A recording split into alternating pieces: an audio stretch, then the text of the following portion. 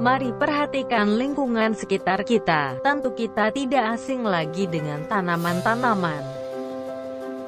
Namun seringkali kita melihat ada tanaman yang belum waktunya tapi sudah menguning, kering bahkan mati.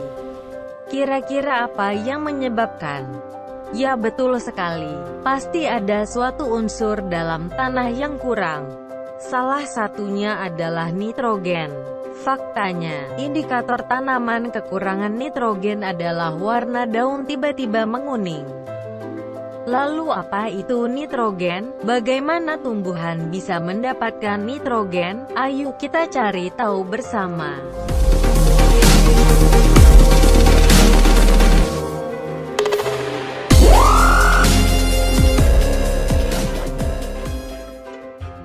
Udara di atmosfer bumi terdiri dari 80% nitrogen. Nitrogen banyak terdapat di alam dalam bentuk gas.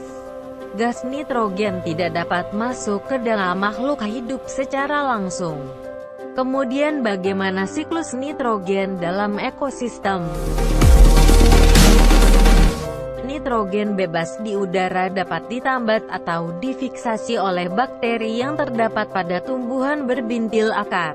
Contohnya bakteri Rhizobium. Hasil fiksasi nitrogen berfungsi dalam proses metabolisme tanaman.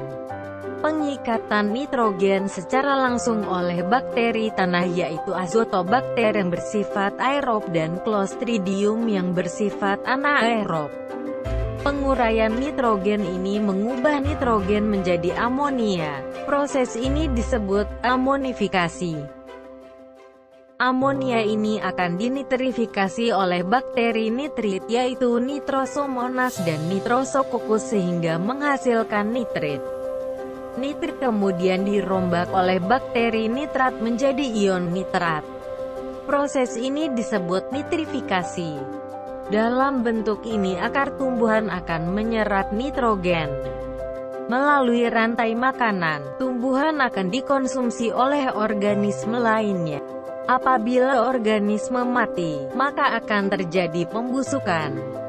Proses dekomposisi oleh dekomposer yaitu jamur dan bakteri.